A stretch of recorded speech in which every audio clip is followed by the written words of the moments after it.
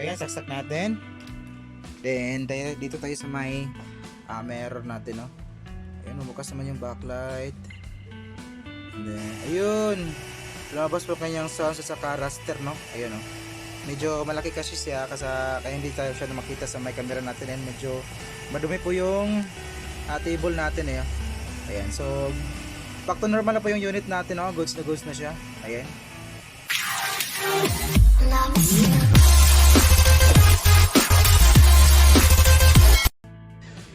Ayan, so magandang araw sa inyong lahat mga paps, and welcome back again sa ating munting channel, no? So meron tayong gagawin ngayon, bali isang LG 50 inches, no? Smart TV na po to kasi meron po siyang wifi module.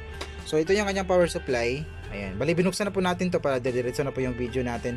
And yung model nito, ilalagay na lang natin sa description, no? Kung anong model nito.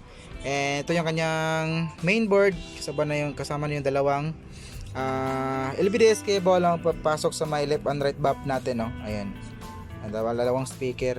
So yung problema niya, ito yung kanyang problema. Saksak natin. Ayan, punta tayo sa may mirror. Ayan, bumukas naman yung backlight niya. Ayan, bumukas naman yung kanyang backlight. Kita nyo? Ayan, may backlight siya, may tunog siya, may sounds, pero wala po siyang picture. Ayan. So ito yung susubukan natin gawin. And sana'y palari tayo at magawa natin ito, no? So check muna natin kung meron bang supply, meron bang lumalabas na BGH supply, no. Ito kasi yung medyo nakakabisado na rin natin to kasi nga marami na tayong mga nagawa na experience na ganitong klaseng mainboard at ganitong model rin na LG. So check natin. Ayan, so ito yung nakaground na po yung negative natin. So ito yung BGH natin. Ayan, ito yung filter ng BGH. So tusok natin dito. Ayan, so wala po siyang supply, walang supply yung BGH natin, pero meron pong supply na pumapasok sa my level shifter natin. Ayan, meron po siyang supply 13 volts. So meron po siyang supply. Problema, wala po siyang hindi po nag-oscillate yung level shifter natin, wala po lumalabas na BGH supply. So anong gagawin natin, bunutin muna natin to.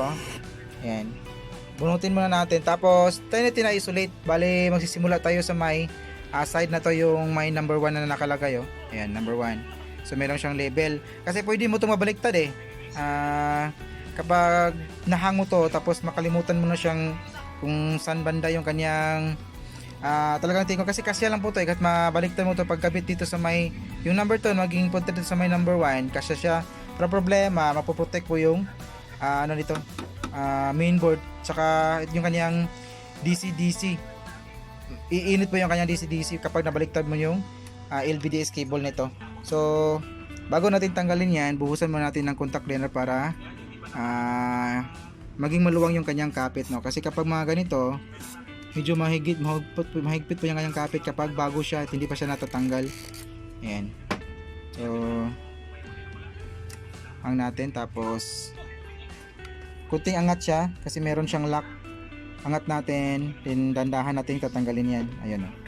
So hang natin yan. So nakahang siya. Ngayon saksak natin ulit kung mapapalabas na ba niya yung may lalabas na ba na BGH supply. Tusok natin dito. Ayan, bubukas na rin yung backlight, o gumana na yung unit natin. So wala pa rin siyang BGH supply. Ayan. So next naman natin gagawin yung kabila naman. So bunutin muna ulit natin to.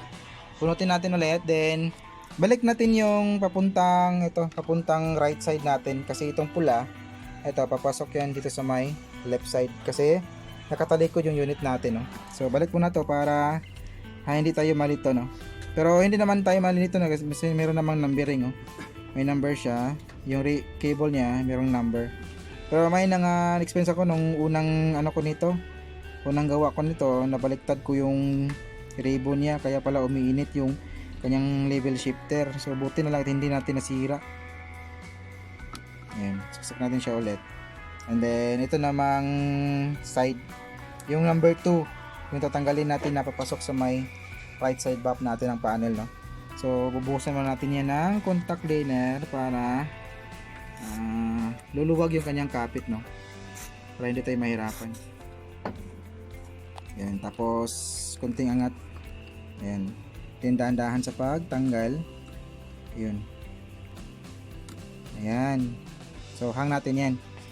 Then saksak natin ulit. Saksak natin and testing natin dito sa may BGH. Bukas na yung backlight. Tingnan natin. Ayun, nakakaroon na siya ng supply 28.16 volts, no? So tingnan natin yung display kung meron bang display. So may display siya pero black and white. Yung sa may left side natin kulay puti, din sa may right side natin is blank lang siya. Ayan. So pero lumabas na po yung kanyang BGH supply pero wala nga siyang picture. Ayun. Meron kasing design na ganito, kapag wala yung kabilang side hindi po siya makapag-display ng kalahati, no? May design, may mga unit na ganito yung design. Kapag wala yung kalahating side niya, wala yung kabilang side, hindi po siya makapag-display. Hindi po makapag-display yung kanyang kalahati. Ayan. So gagawin natin ngayon, bunutin muna natin. Ayan. Try natin i-block yung kanyang mga clock signal at saka swapping voltage. So saan ba nahanapin natin yung kanyang clock at saka swapping voltage? So medyo nakakabisado na rin natin yung mga ganitong unit. Kasi medyo palit-ulit na po yung mga ginagawa natin dito eh. So, pansin nyo ba yung mga fusible resistor na yan? Ayan, 2, 4, 6, 8, and 10. Ayan, yung mga maliit na resistor na yan. Ito. Yan yung kanyang clock signal. Ayan. Ito yung clock signal niya. Pero hindi dito yung problema eh. Dito sa may kabilang side. So, dito tayo magbablock sa may side na ito. So, kung susundan natin yung linya na to, ayan yung mga fusible resistor na connecting link resistor. Ito yung kanyang dadaanan, ito yung kanyang linya. Ayan, ito yung kanyang linya papunta naman dito sa may kabilang side. Ito, kung bibilangin mo yan, 2, 4, 6, 8, 10. So, 10 pin yan. 10 pin po yan. So, pansin nyo, dito sa may kabilang side, dito nanggagaling dito sa may dito siya tinawag doon. Dito yung ating clock signal. So dito naman sa kabila, dito naman siya papasok. So parang ano siya, contradict, no? Dito sa may kabilang side, then dito naman yung kanyang pares, hindi po siya dito. So dito yung kanyang connection. So ang gagawin natin is magbablock po tayo ng 10 pin. 10 pins po yung ibablock natin dito sa may dito tayo magsisimula sa may side na to kasi ito yung kanyang connection eh. Yan. Ito yung kanyang clock. So 10 pins po yung i-block natin or 12. Ayan. So kuha muna tayo ng kapirasong tape tapos ba-block natin dito, then testing natin kung gagana ba yung gagawin natin ngayon, no? Ayan, so ito na po yung tape natin, no, na nakalagay yan. Kung bibilangin mo yan, ayan. Medyo malabo yung camera. 10 pins po yan mula sa may gilid. So clock clip na natin, no. Ayan. So, ayan, naka-clip na siya. Then, kabit natin. Dahan-dahan lang. Ayan. So, nakalock na siya. So, ngayon, testing natin sa moment of truth, no. Ayan, saksak. Habang natin bubukas yung backlight. Ayun, mabukas yung backlight. Punta tayo sa my screen.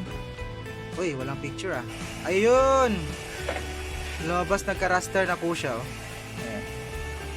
May raster na po yung unit natin. So tumpak at nakuha natin yung tamang linya na kailangang i-block para lalabas ulit yung kanyang picture, para maging back to normal na po ulit yung unit natin. Ayan.